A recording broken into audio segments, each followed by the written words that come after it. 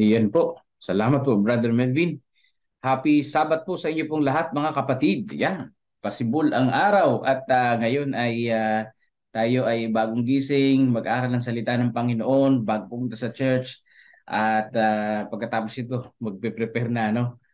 Ang ating po pag-aaralan ngayon ay nadarama ang ating spiritual na pangangailangan. Tayo po ay manalangin. Aming Diyos, aming tagapagligtas, kami po yung makasalanan na patuloy na naghahangad na kayo po ay patuloy na paglingkuran. At sa umaga na ito, aming idinadalangin ang aming pag-aaral dito sa Aklat ng Lucas, chapter 18, verse 13. Inyo po nawang gabayan kami at tulungan na amin pong mai-apply sa aming mga sarili ang aming pong mapag-aaralan. Ito po ang aming dalangin sa banal na pangalan ni Jesus. Amen.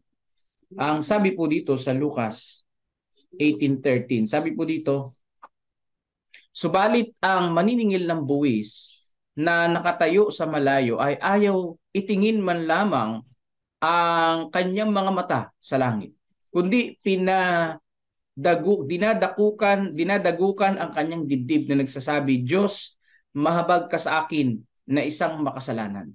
So ito po, no, dito kasi sa kwento na ito, may dalawang story na nang nalalangin dito. Yung isa ay isang Pariseo na ang sinasabi niya, Panginoon, salamat, hindi ako katulad ng mga adik na ito, ng mga tambay na ito, na maniningil ng buwis na ito, na ako po ay ganito ang ginawa ko, ganyan ang ginawa ko. Kinenta niya sa Panginoon ang kanyang mga ginawa na mga kabutihan. Pero itong maniningil ng buwis ay hindi man lang makatingin sa malayo. Siya ay nakayuko at nanalangin, mga kapatid, na ang sabi, Panginoon, ako yung makasalanan. So sinabi niyang siya ay makasalanan at wala siyang maipagmamalaki. So yan yung kanyang talagang makikita po natin na isang taong nagsisisi na alam ang kanyang pagkakamali. Kasi may mga tao na hindi niya recognize na nagkamali siya. May mga tao na hindi humihingi ng sorry kahit na alam na siya ay nagkamali. Kahit na alam na siya ay nagkasala, hindi humihingi ng sorry. Hindi umaamin sa ginagawang pagkakamali. So may mga ganun. Pero ito, no, talagang umaamin siya sa kanyang pagkakamali. So ano ang ating matututunan dito? So nadarama ang spiritual na pangangailangan. Sino ang nakakadama ng ating spiritual na pangangailangan? So walang iba kundi ang ating pong Panginoong Hesus. Sabi po dito, dapat tayong madalas na nananalangin. Ang pagbubuhos ng Espiritu ng Diyos ay sagot sa taimtim na pananalangin. Ngunit tandaan ang katotohanan ito tungkol sa mga alagad. Ang tala ay nagsasabi silang lahat ay nagkakatipon sa isang lugar. So dito, yung po mga alagad ay nagkakatipon sa isang lugar upang maalangin. Sabi dito, bilang dumating mula sa langit ang isang ugong na gaya ng isang humahagibis na hanging malakas at pinuno nito ang buong bahay kung saan sila'y nakaupo. Sa kanila'y may nagpakitang parang mga dilang apoy na hati at lumapag sa bawat isa sa kanila. Silang lahat ay napuspos ng Espiritu Santo. So yan po yung kaganapan dito sa Acts chapter 2 na makikita po natin, mga kapatid. Sila po ay nanalangin sa ating Panginoong Diyos at ang banal na Espiritu sila ay napuspos. So ibig sabihin, mga kapatid, yung kanilang ginagawa ay hindi po baliwala sa maraming mga pagkakataon. No, hindi po baliwala yung kanilang ginawa sa paningin ng ating pong Panginoong Diyos. Bakit, mga kapatid? Dahil ito ay espesyal sa ating Panginoon, ang tayo ay nananalangin. Dahil kung hindi tayo nananalangin, mga kapatid, ay walang mangyayari. Hindi tayo makakausad. Hindi tayo nakikipag-communicate sa ating Panginoon kung tayo ay hindi po nananalangin. Kaya po dito, isang napakahalagang nangyari noong nanalangin ng mga alagad, sila'y napuspos ng banal na espiritu. At ano ang nangyari? Ayon dun sa kwento, sila po ay nagsalita ng mga lingwahe na hindi naman nila lingwahe, pero naiintindihan sila ng mga tao. Halimbawa, napadaan dun yung Ilocano, naiintindihan ng Ilocano yun. Yung sinasabi nila. Na dumaan yung Bisaya, dumaan yung Bicolano, dumaan yung mga taga, yung Incheck, dumaan. Naintindihan. Naintindihan nila yung mga salita noong mga disciple. Dahil yun yung tinatawag na speak in tongues. Ngayon, yung speak in tongues, may gumagawa niyan. Hindi ko naman maintindihan. Dati nasama ako sa prayer ng nag-speak in tongues. Lalalala. Hindi naman maintindihan. Ang totoong speak in tongues, mga kapatid, naiintindihan siya. So, kung ating interpret, kung tayo ay magsasalita, kahit na hindi magaling yung nagsasalita, kahit na tayo hindi masyado marunong sa pagbabible study, pero kung ang banal na Espiritu ay gumabay sa atin, maiintindihan yung ating sinasabi. Pwera na lang kung yung tao ay talagang walang interes at talagang ayaw niya makinig sa salita ng Panginoong Diyos. Sabi dito, hindi sila nagtipon para pag-usapan ng maliliit na piraso ng iskandalo. Aba, yan ay napakalaking punto dito. Napakabigat na mensahe ito sa bawat isa sa atin. Kamusta tayo ngayon mga kapatid? Kapag ba tayo nagkakatipon after Sabbath, yan kasi yung pinaka-danger dyan Oo nga, nasa church. Pero after Sabbath, after ng, after potluck, o after divine service, mga kapatid, kamusta yung ating pinag-uusapan? Kamusta yung pag-iipon-ipon natin? Yes, doon lang tayo nagkita, doon lang tayo nagkakausap. Pero napakahalaga mensahe dito na yung mga alagad nagsama-sama sila, hindi para pag-usapan ng maliliit na iskandalo o yung mga chismis. Hindi nila hinangad na ilantad ang bawat mansa na makikita nila sa pagkatao ng isang kapatid. So yan ang napakahalaga. So yung mga alagad noon, pag nagkakatipon sila, sila'y nananalangin. Kahit na hindi formal yung service. Minsan kasi tayo mga Seventh-day Adventist, naging ano na lang yung po pagsamba ay parang naging dinumero na lang. Alam niyo yun, kapag ka nasa church, ay alam mo na doon ka sasamba. Dinumero na lang. Pero pagka wala na sa church, wala na yung program, at tayo-tayo na lang yung nag-uusap, maganda rin na magkamustahan. Di ba? Maganda rin na magkaroon ng pagkakamustahan, ng kwentuhan sa isa't isa. Pero, ibang usapan na kung kayo magkakatipon, pag-uusapan nyo yung isang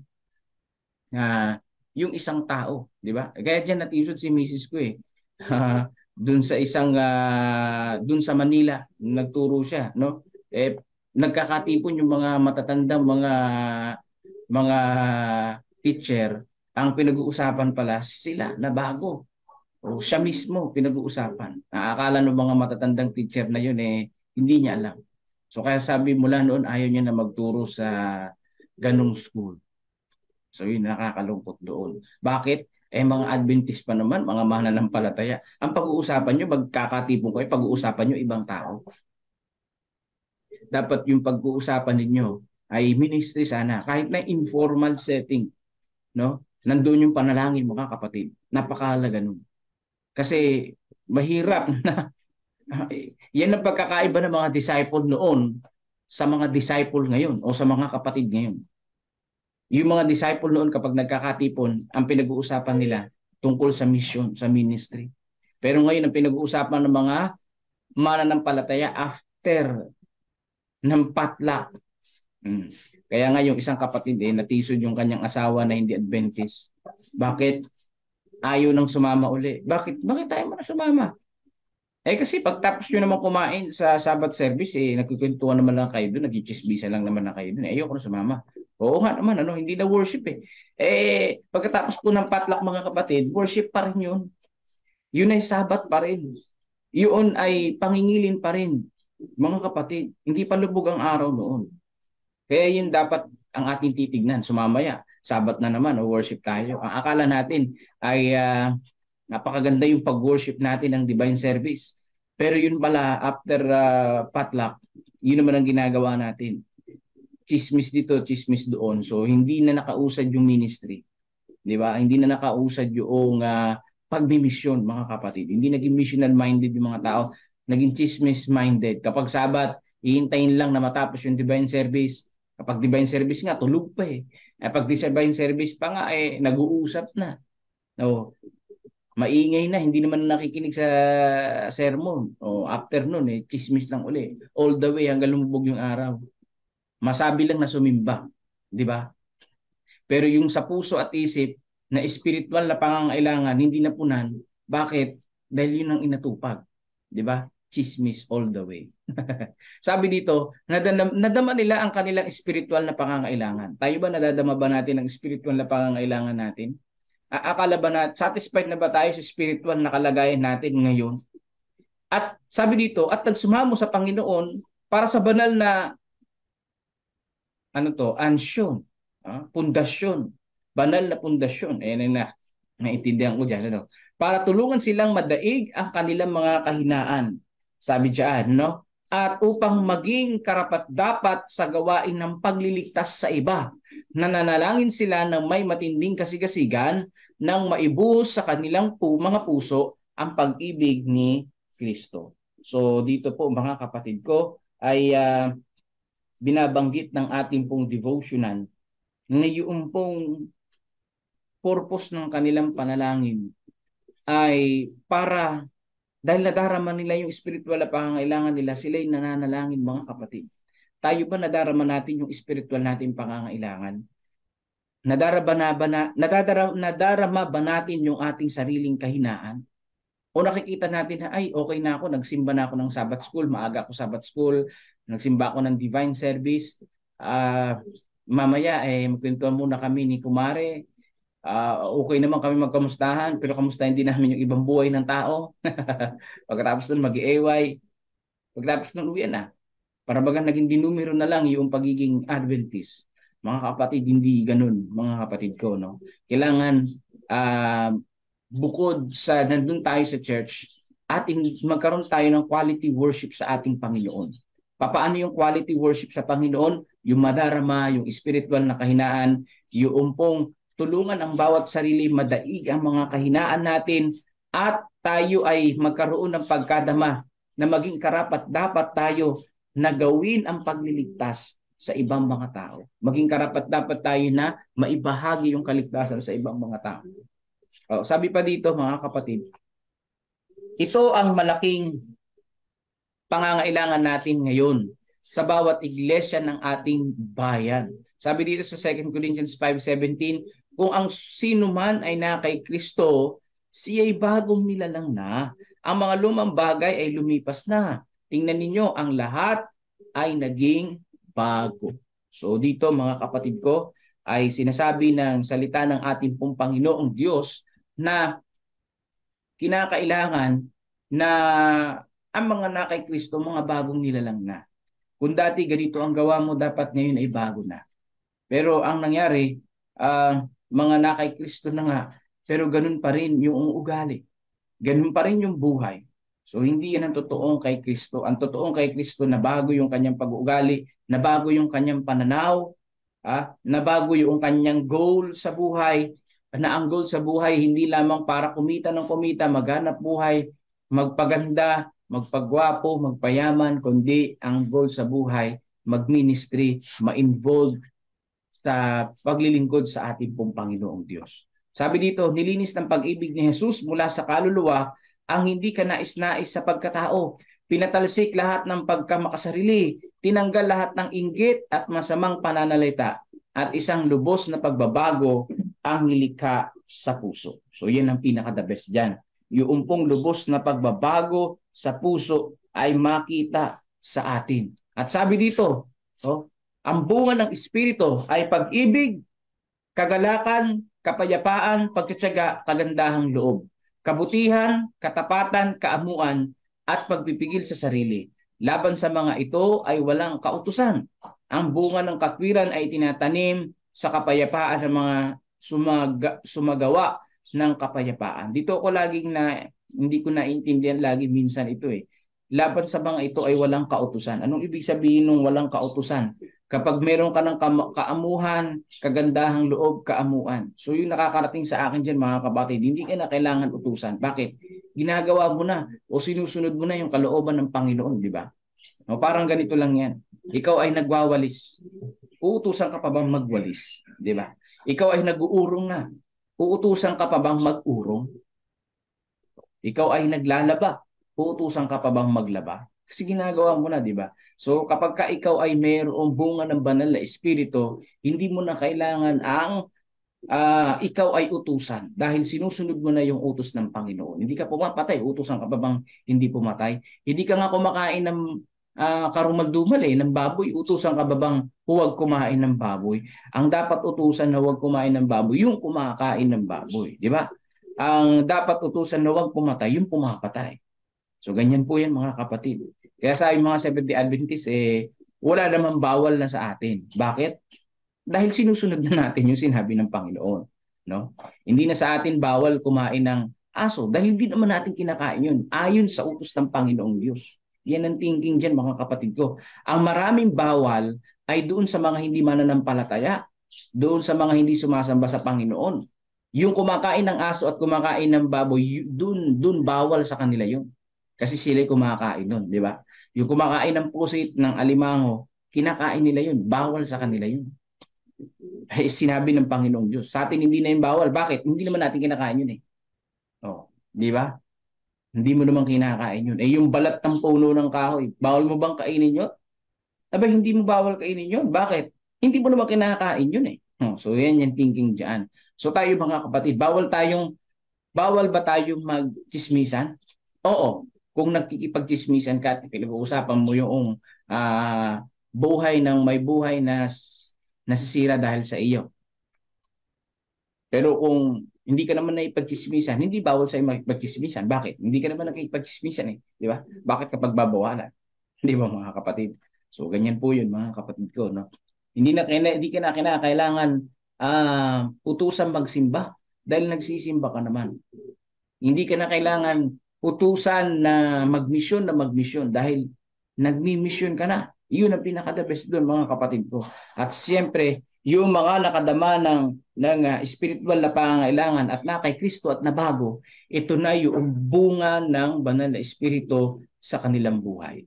So sabi dito, tungkol sa kautusan sa mga bagay na may kinalaman sa panlabas na kilos, siya ay walang kapintasan. Ngunit kung ang espiritual na katangian ng kautusan ang naunawaan, nang siya'y tumingin sa banal na salamin, nakita niya ang kanyang sarili na isang makasalanan. At kung makita nga natin na tayo ay naging isang makasalanan dahil nakita natin sa salamin ng kautusan, yung pong ating sarili. Ano ang sabi ng banal na kasulatan sa Galatians? Tayo ay itinuturo nito kay Kristo mga kapatid. Itinuturo tayo nito kay Jesus Christ na tayo ay humingi ng tawad sa ating Panginoong Diyos. Humingi tayo ng tawad ng kalinisan sa ating po mga pagkakasala. At tulungan tayo ng Panginoon na maging maayos ang ating po mga buhay. So dito po, ang pagkadama ng spiritual na pangangailangan, hindi lamang ating dapat na isipin yung ating kasalanan, kahinaan, kundi pagkatapos na ating mailahad yun sa Panginoon, ay ating namang isipin din na tayo ay maging karapat-dapat sa pangangaral ng mabuting balita. Yun po yun. Ibig sabihin, ang tunay na kadama ng spiritual na pangangailangan ay idinadalangin niya sa Panginoon na maging banal, magpakabanal, upang ang pangangaral ng salita ng Diyos ay ma-push forward, mga kapatid. So sabi dito sa Review and Herald, July 22, 1890, nang hinugasan sa pamamagitan ng pamantayan ng tao, umiwas siya sa kasalanan. Subalit nang tumingin siya sa kalaliman ng kautusan ng Diyos at nakita ang kanyang sarili gaya ng pagtingin ng Diyos sa kanya, yumuko siya sa kahihiyan at ipinagtapat ang kanyang pagkakasala. So mahalaga dito mga kapatid na ating pong makita na bagamat tayo ay laging nag-worship, lagi tayong nananalangin sa Panginoon, number one na makikita natin dapat na makasalanan pa rin tayo hanggang nandito tayo sa sanlibutan na ito. At kailangan pa rin natin ang ating Panginoon sa ating pong mga buhay. Huwag nating isipin na tayo ay mas lamang sa iba. Huwag nating isipin na mas banal tayo sa iba kaya tayo yung maliligtas. Panginoon, sino man pipiliin mo sa amin? Ako o yan? Ako, mas banal ako kasi ito ako, nagsimba ako, ganito ang ginagawa ko, nag-donate ako, may marami akong napabinyagan. Panginoon, mas banal ako sa tao na yun. So, hindi natin dapat isipin yung ganun mga kapatid. Ang dapat lagi nating isipin ay yung spiritual nating pangangailangan. Dahil ang spiritual na pangangailangan mga kapatid, wala siyang ceiling. Wala siyang limitasyon na pag naabot mo na, ay okay na. No? Hindi po. Ang spiritual na pangangailangan ay tuloy-tuloy po yan. Ayan ay walang hanggan mga kapatid hanggang sa dumating tayo sa langit na bayan, makasama natin ang ating pong Panginoong Diyos. So wag nating isipin na naabot na natin yung spiritual na kinakailangan sang-ayon sa Biblia. Tuloy-tuloy po yan. Katulad sabi ni Apostol Pablo, hindi ko sinabing naabot ko na yung spiritual na kalagayan. No, tuloy-tuloy pa rin ako nag-aaral ng salita ng Panginoong Diyos kahit alam niya na siya'y malapit na mamatay.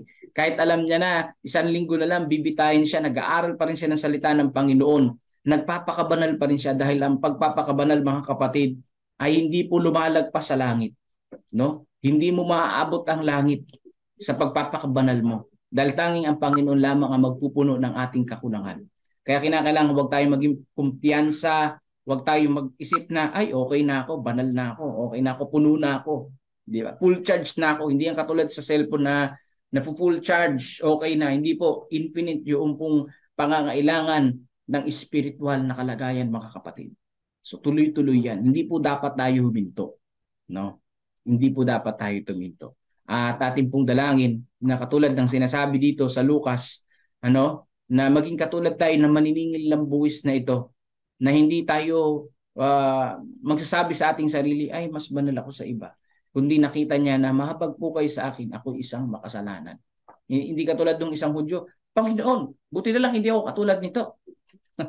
Grabe mo pagmataas. Oh. Hindi ako katulad ng mga yan, hindi mo nagsisimba yan.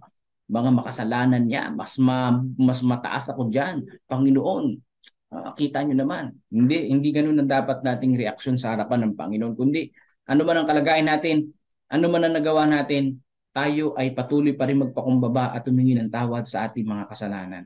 Dahil nagiging makasalanan pa rin tayo bawat araw mga kapatid. At tulungan nawa tayo sa umaga nito na sa atin ang bawat isa sa atin. At patuloy tayong patnubayan tulungan ng ating Panginoon na maging matatag sa bawat araw. So patuloy nating isama sa panalangin ang mga kapatid natin may karamdaman, ang mga nalulungkot, nalulumbay, mga namatayan sa mga oras na ito, isama natin sila sa panalangin na sila i-comfort ng ating pong Panginoon. At gayon din po o Diyos, mga kapatid, isama natin sa panalangin sa ating Panginoong Diyos ang mga church planting site po natin. At yung paparating na pangangaral. At yun din po yung mga kabataan na mag-Bible quiz dyan po sa Kabanatuan. Dala-dalawa, bawat district po. Sama natin sa panalangin na maging matagumpay ito, maging safe ang pag-travel ng mga kabataan natin. So, salamat po sa inyong pagsubaybay mga kapatid. Happy Sabbath po. Ang inyong po mga prayer request, panalangin, ay isasama sa panalangin niya ni Brother Melvin. Ayan. Pagkatapos po noon, bago po yun, tayo po ay makakapakinig ng isang awit papuri sa ating pong Panginoong Diyos. God bless po sa inyo pong lahat. Amang banal na makapangyarihan sa lahat. Kami po ay lumalapit sa inyo at nagpapasalamat sa isang napakahalagang umaga na ito na muli kami napaalalahanan patungkol sa aming mga katayuan sa mga panahon na ito. Alam namin na namulat ang aming mga paningin na kami ay tunay na makasalanan kagaya ng tax collector. Hindi po kami makatingin dyan sa langit na bayan. Nais namin kami ay inyong kaawaan at kahabagan. Patawarin niyo po kami pagkat kami makasalanan. At huwag nawa kaming matulad sa isang Pariseo na nasa kwento na siya ay tinitingnan niya ang kanyang mga mabuting gawa. Bagkus makita namin ang aming mga kamalian upang ito ay aming maituwid habang hindi pa huli ang lahat at kami maging handa at karapat-dapat na makapasok din sa langit na bayan. Salamat po sa inyong pagtingin sa amin, paghihintay sa amin ng mga unang panahon, time after time. Salamat po ulit at hanggang sa ngayon muli kayo naghihintay sa amin. At aming binubuksan ang aming pintuan upang kayo po ay makapasok. At kami ay mahadama namin ang pagmamahal at ang banal na espiritu na gumawa sa amin upang sa ganun hindi lamang sa aming personal na kabutihan kundi para na rin naman sa kapakinabangan ng iba na amin ding mabahagian sila, kami maging inspirasyon sa kanila bilang isang mananampalataya at inyong anak na nagtitiwala po sa inyo. Maraming salamat po sa inyong pagmamahal. Ramdam namin sa bawat umaga. Sa pagpapatuloy nais namin isama sa panalangin ng kapatiran na nakikinig ngayon. Magpalain naman ang aming buong maghapon. Kami ay sa pagpunta namin sa church, malayo kami sa anumang mga tukso ang aming mga isipan, pagkus makatutok lamang kami sa papuri po sa inyo at hindi sa iba pang mga usapin na makasisira sa aming pananampalataya at pagsamba sa araw na ito. Sama din namin patuloy ang mga kapatiran na nabibigatan sa buhay. Naway ipadama niyo po sa kanila ang inyong pagmamahal at iparamdam niyo sa kanila at sa amin na kayo ay nariyan handang tumulong, iniaabot ang inyong kamay sa amin. Sama din namin sa panalangin ng mga may karamdaman patuloy sina Sister Amy Kilantang, Sister Janet De La Cruz, sina Marilita, si Dayan at iba pang mga may sakit sa mga oras na ito. At sila nawa ay hipuin ang inyong pagpagaling na kamay, patuloy na igawad ang kagalingan sa kanila, lalong higit ang comfort sa kanilang mga puso na nasa inyo ang tunay na kagalingan. Hindi lamang pang physical na pangatawan, kundi pang spiritual na kagalingan. Amin din sinasama sa panalangin ang iba pang mga kapatid na may sakit, si Imelda Garcia nasa ICU. Nawa po siya at patuloy na igawad sa kanyang kalakasan sa bawat araw at lubusang gumaling at makalabas na ng ospital. Kasama na rin Sister April, Sister Bisel Seraspe, si Kuya Bobby at ang kanyang pamilya. Ang kalusugan nila mag-asawa ay patuloy niyo pong gabayan at patnubayan sila ng malakas na pangatawan sa bawat araw. Kasama na rin si Gregorio Santin, si Tatay Pentong, si Kuya Mike, si Pichi, ang ilang member ng family ng Sister Rose, at gayon din si Ating Sibilia, Irelia Bourbon, si Renato Santos, Romnick, Francisco, Olivia at Rebecca Francisco, si Jennifer Pascua, si Precious Cabasog, si Princess Jorquina, si RC, Sister Nena, at kasama na rin si Tia Aning at Tia Aurora. Gayon din si Sister Corazon Mina, si Ate Sally Sanchez, Sister Janet Montevero, kasama na rin si Gina de Guzman, Arturo at Erlinda Duque. Ang mga kapatid po na ito ay may karamdaman na nagtitiwala po sa inyo at naniniwala kami na kayo ang dakilang doktor at ang aming panalangin ang nagpapagaan ng aming pakiramdam at pinakamabisang gamot. Sa lahat ng mga pagpapatuloy sa aming panalangin ay nais din namin isama sa panalangin ang mga kapatiran na may karamdaman pang spiritual. Kaya nawa ang gumawa para sa kanila na mabuksan ang kanila muli ang kanilang mga puso at isipan na muli magtapat, magtiwala sa inyo at makasama namin sa pag-aanta sa lapit ninyo pagdating. Patawad po Ama kung kami man ay makasalanan at willing kaming magbago sa tulong at biyaya po ninyo. In Jesus' name we pray. Amen and amen.